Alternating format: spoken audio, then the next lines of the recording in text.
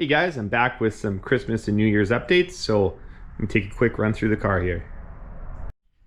I'll start up front here. So I had a big ugly hole that was drilled in there.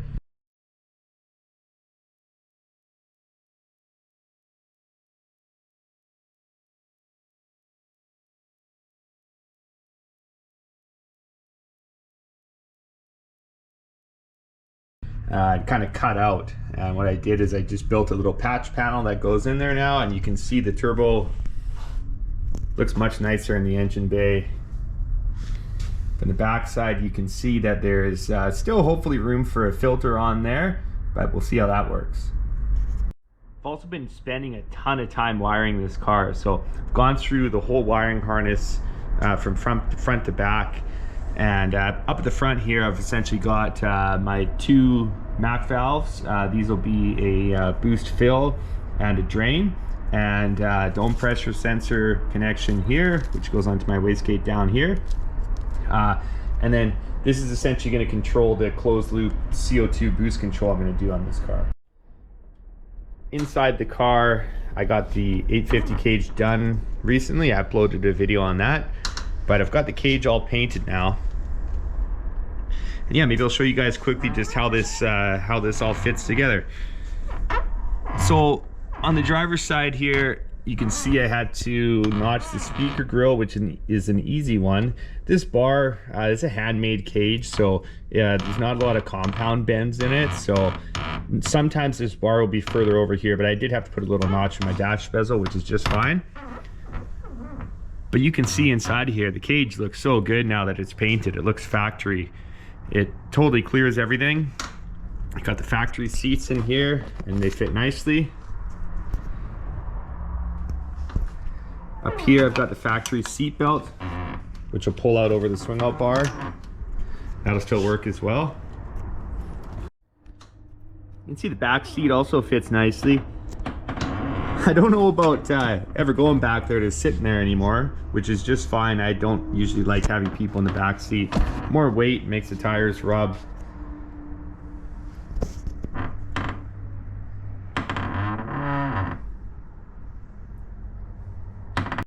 Over to the center of the car here, you can see, as before, stock shifter, stock tape deck, all the speakers work.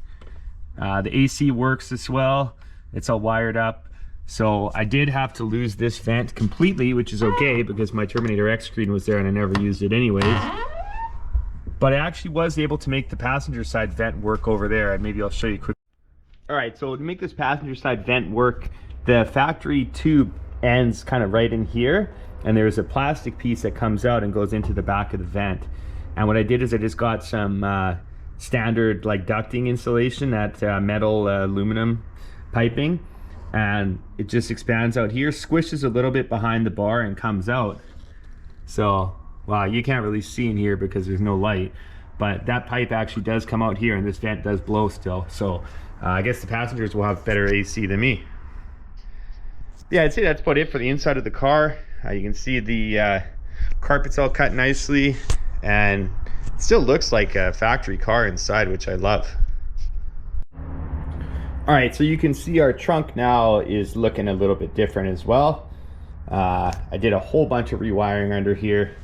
Carpet's kind of wavy, a little bit all over the place. It is kind of tough to cut it around the bars, but still got a bit of a factory feel to it back here, which is what I was going for. The factory installed rubber mallet to hold the trunk up. Let me pull this junk off and show you what's going on under here. All right, so under the carpet you can see I've got the piece of the factory jack instructions. I just wanted to keep this. So that was kind of cool. I like keeping all the old stuff. So let me pull that off and I'll show you what's hiding under there. So here's what's going on underneath all of that carpet. And yes, the car was red. I really regret not painting this, but I need something to do, so maybe I'll do that in the future. But this is a kind of a modular little relay panel that my friend Bobby helped me design and build. And this isn't like Devin Vanderhoof high-end stuff, but it still does the job. And I'll take you through kind of what's going on. So I've got 5 relays here. There's one for a fuel pump, 2 for my Ford Taurus fan because it draws like 70 amps, and then 1 for my transmission cooler fan, which I've yet to buy and install. I got one more wire here, or one more relay here, mind you, which triggers my starter solenoid, which I'll show you where that is. My favorite thing about this panel is actually these terminal strips. This was such a good idea that my buddy had here. So what you've got is an input and an output strip.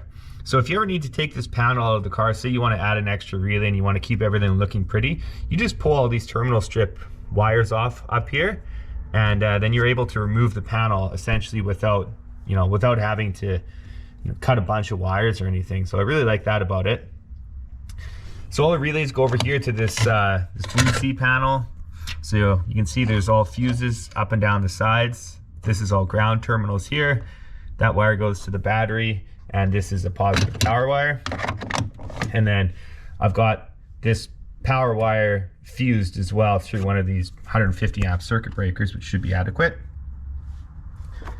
In the back of the car, you can see I've got my battery switch here, which is just tucked up right in here. This wire is loose because I was just playing around with some stuff, but essentially there's a big wire that goes to the positive battery terminal, and then there's also essentially the other big wire here is the one which runs down to my panel. Also back here, I've got one more breaker, 135 amp for the alternator. I've got that one piggybacked off my starter solenoid, which is tucked under here. So the nice thing about this setup, a lot of people will just put their big power wire directly onto the starter solenoid, straight to the battery, as well as your alternator. But the danger is that you can't fuse this big wire to the starter. You can't run a fuse in it because you'll just keep blowing the fuse. So what I've done is I've got the Ford relay in the trunk, and now this big wire only has power when you have the key in the in the start position. So just in case this ever rubs through or anything, it's going to be momentary while you have the key on that it would be sparking, as opposed to full time directly shorting out the battery. I've also got this line here. This is just a 1/4 inch air line, and this will be for my CO2 tank, which I gotta still purchase, and I'll mount it back here somewhere. So CO2 obviously goes on top of the wastegate dome, and that's to be able to adjust boost pressure quickly and easily with the computer. And obviously I've got my battery mounted back here. Again, this isn't a super high-end setup, but I like it because it's really easy to work on. It's really easy to get in and add relays or troubleshoot. And ultimately, if I spend 500 bucks to go to a race on the weekend at the track, I don't want to be spending time trying to run through my entire wiring harness in my car, finding out if I put a relay up in the front of the car or in the side or under the seat or wherever it may be. I've just got everything back here, and that's really nice. So that's it for this video. I'm kind of stuck right now waiting on parts. I've got a bunch of fuel system stuff coming. I got some rear wheels and tires coming. So I'll give you guys updates on that stuff as I put it together. Thanks for checking it out. We'll see you in the next one.